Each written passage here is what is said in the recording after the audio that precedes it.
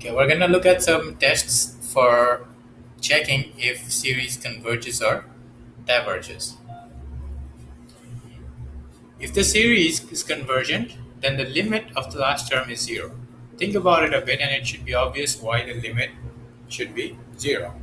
Then there's the converse statement, which says that if the limit is of the nth term of the term is not zero, then the series is divergent.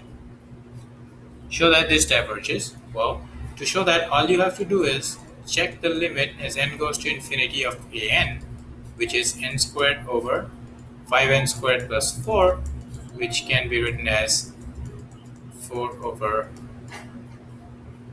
n squared, and this is 1/5, which is not 0. This means that the series diverges.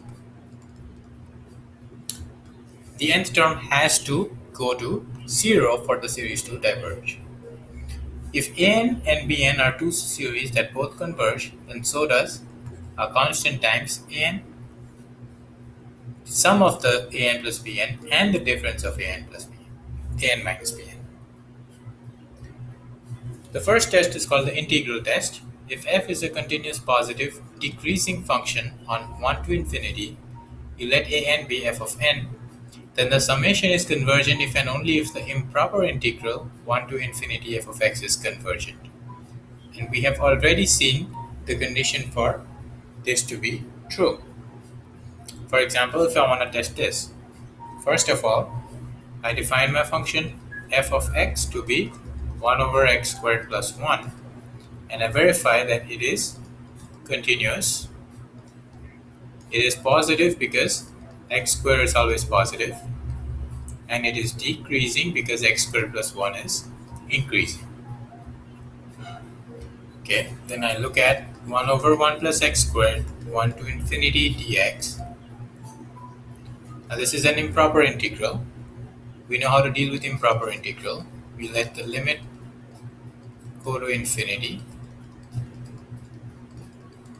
and that's just going to be arctan t minus pi over 4, limit t goes to infinity, which is pi over 2 minus pi over 4, which is pi over 4.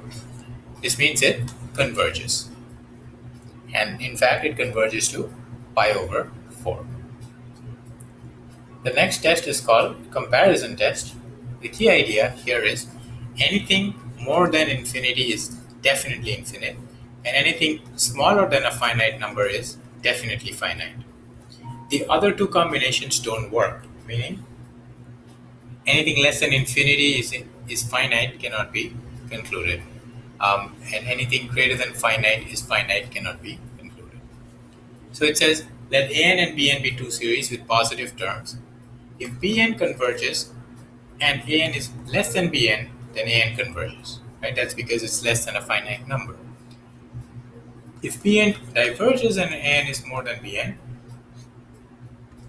then an diverges because it's greater than an infinite value. So you have to be creative when you're choosing bn. Determine whether this converges or diverges. Now, the selection of bn is, again, you have to be creative with your selection of bn.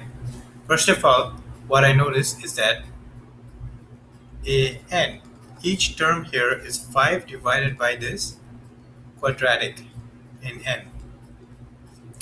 Now let's say I let bn be 5 over 2n squared. If I remove this term, I know an is always less than bn. Let's look at the nature of bn. Right? Now this bn here, this is a positive decreasing function, so I can use the integral test from 1 to infinity of x squared dx, which is 5 halves, negative 1 over x 1 to infinity, this comes out to 5 half, which means it is, so bn converges, and an is less than bn, so an also converges. A second formulation of this test is called the limit comparison test. If you take two series an and bn and you find the limit of the ratio, it comes out to c, where c is finite and c is greater than 0, then either both converge or both diverge. This is just like a consequence of the test above. Example is this. Now, to compare with this function, I'm going to create a geometric function 1 over 2 to the n, right? We know this converges. Now, if I take the ratio, limit n going to infinity, 1 over 2n minus 1 divided by 1 over 2n, that's going to be 2 to the negative n, 1 minus 2 to the negative n, which is 0.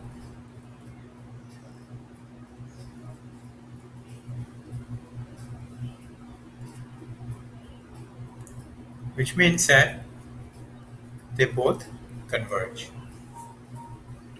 Now, some useful theories that um, you can use when doing comparison tests is a geometric series with converges for r greater than 0 less than 1 and diverges for more than 1.